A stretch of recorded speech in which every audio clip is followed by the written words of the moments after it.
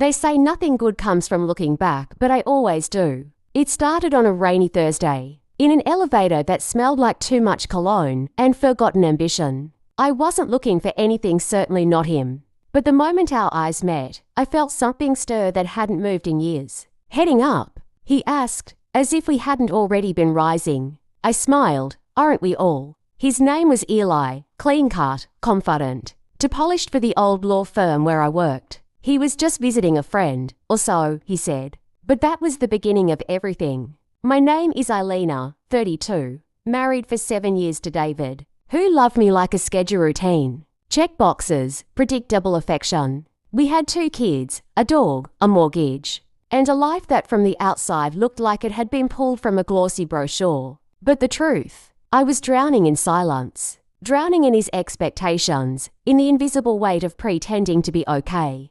Eli noticed things. He noticed me, the way I twirled my wedding ring when I lied, the tremble in my voice when I said I was happy. He asked me questions that felt like knives, sharp, cutting, necessary. Our affair didn't begin that day, not physically, but emotionally. I left the elevator already undone. What I didn't know then was that I hadn't stumbled into my life. He had followed me, watched me for weeks, and I would soon learn he knew things about my husband that I didn't, things that would burn everything I believed down to the ground. And still, I went back to him, again and again, because sometimes destruction feels like freedom. The first time I let Eli into my house, it wasn't for anything romantic. It was raining again, the kind of soft, persistent drizzle that made the world feel quieter than it should. David was away on another late-night strategy meeting, which really meant drinks with partners at a bar I wasn't invited to. The kids were at my mother's. I was alone, folding laundry, sipping cold wine. When the doorbell rang, I already knew it was him. Don't ask me how, I just did. He stood there, soaked to the skin, with a crook smile and eyes that dared me to say no. "You left your umbrella at the cafe," he said, holding one up. "I never left an umbrella anywhere. Thought I'd return it," he added. We stood at the door for a moment longer than necessary. The silence between us stretched, then snapped. "I shouldn't let you in," I said. "But you will." And I did. We didn't kiss that night. We didn't even touch. Instead, we sat across from each other on the couch. I told him about my job, my routine, my exhaustion.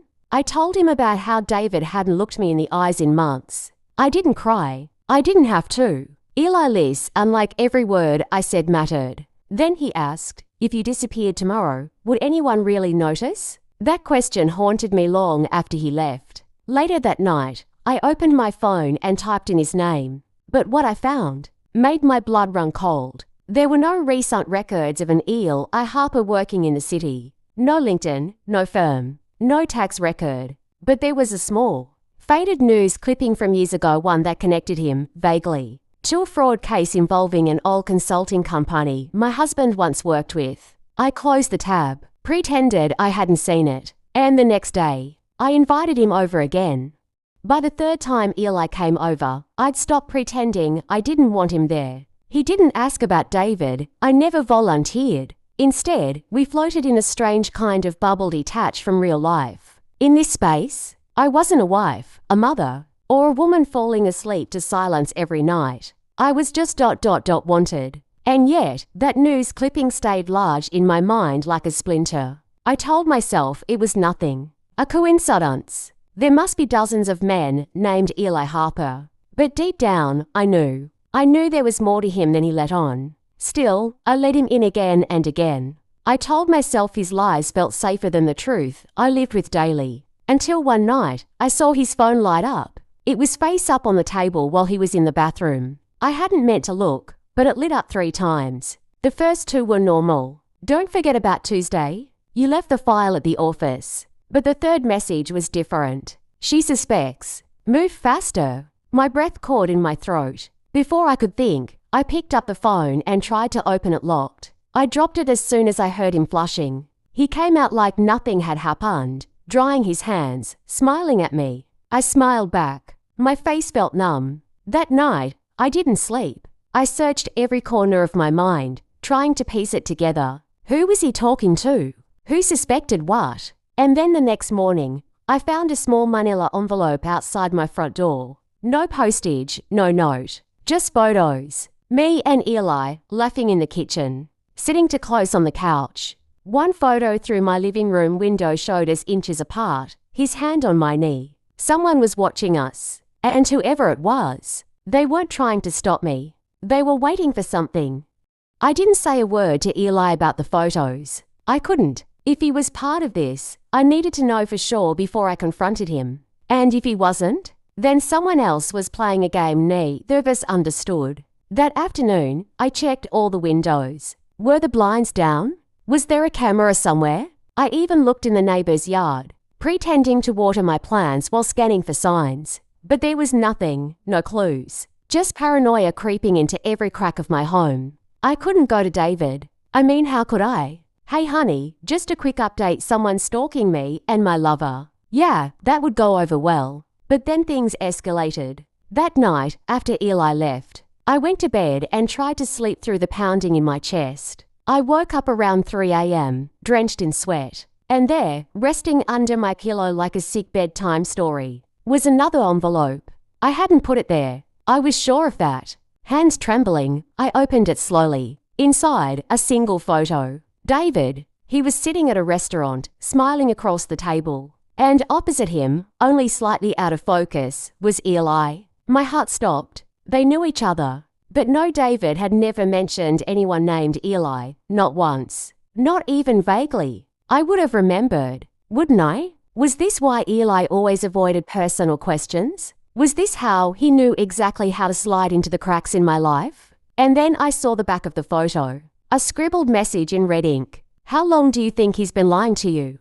I stared at that photo for what felt like hours. My fingers were numb. My breath shallow. My brain was doing cartwheels. Every interaction, every passing mention, every gut feeling I had ignored was flashing back like warning. Signs I refused to read. I didn't sleep. I waited for the sun to rise, showered, dressed like everything was normal, kissed my kids on the forehead, and dropped them off with my mother. And then I drove. Straight to Eli. When he opened the door, his face lit up like a guilty man who didn't expect to get caught that day. Elena, I wasn't expecting. I shoved the photo into his chest. He looked at it, blinked once, then again, no words. Talk, I said, voice trembling but stern. I'm done playing along. He stepped aside, and I walked into his apartment. An unfamiliar kind of silence hanging between us now. I was hoping you'd never see that, he finally said, quietly. So it's real, I asked. You and David know each other.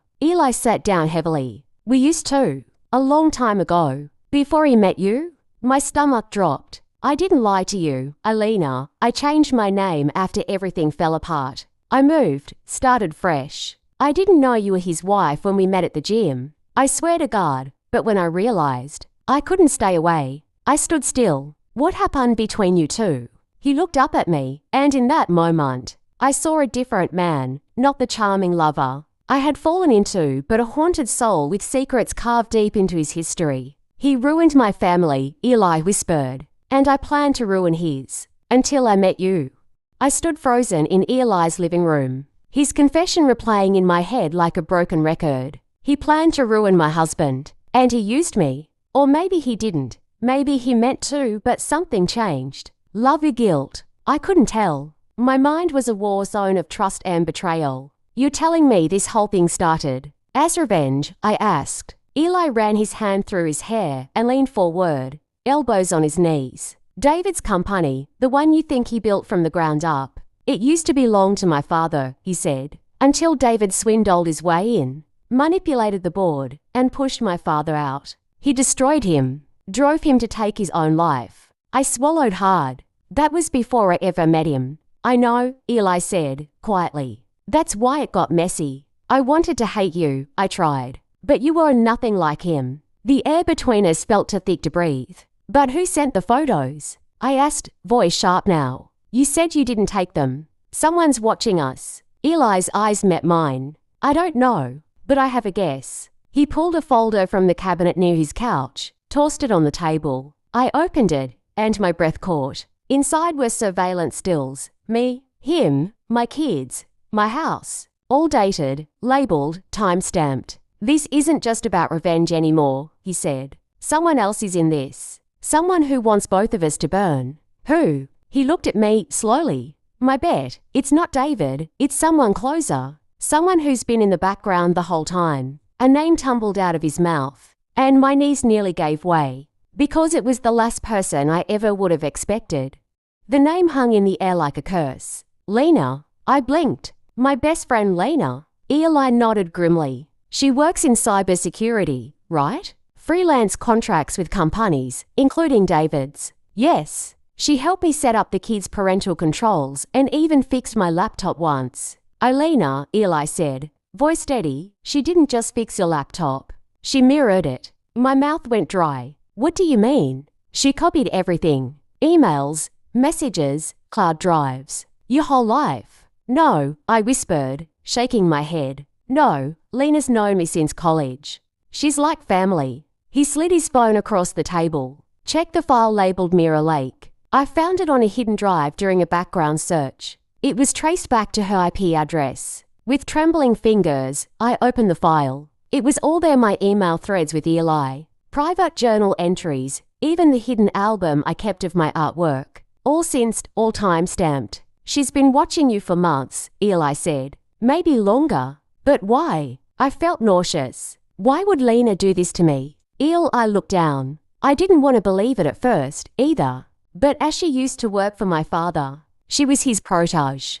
When David crushed him, Lena lost everything too. Her whole career tanked after that merger. So this was planned. Eli nodded. But something changed when I actually met you. I didn't expect to care. The betrayal from Lena cut deeper than Eli's. She knew my kids. She held my hand through miscarriages. She helped me pick my wedding dress. And all this time, she was watching. I clutched the phone, barely able to speak. Where is she now? Eli's voice dropped to a whisper. She's already one step ahead. You're going to have to choose, Elena, who you trust, who you're willing to protect. And just like that, my carefully constructed world shattered again.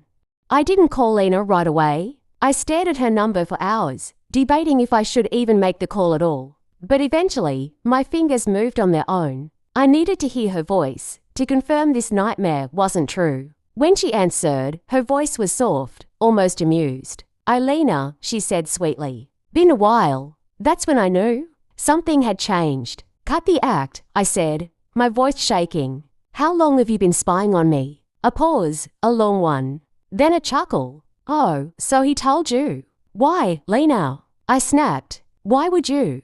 I warned you once, she said, her voice suddenly cold. David wasn't who you thought. Neither was Eli, but you didn't listen. You chose them. Warned me. You watched me cry in your arms over David. You threw my baby shower. You braided my daughter's hair. Because I needed to, she interrupted, her voice turning sharper. That's what surveillance requires, proximity. My knees gave out. I sank to the floor. My heart pounded in my ears. You used me, I whispered. No, Lena replied, calm as ever. I protected you. I made sure you stayed alive. What are you talking about? You think Eli fell in love with you by accident? Think again. You were part of a plan.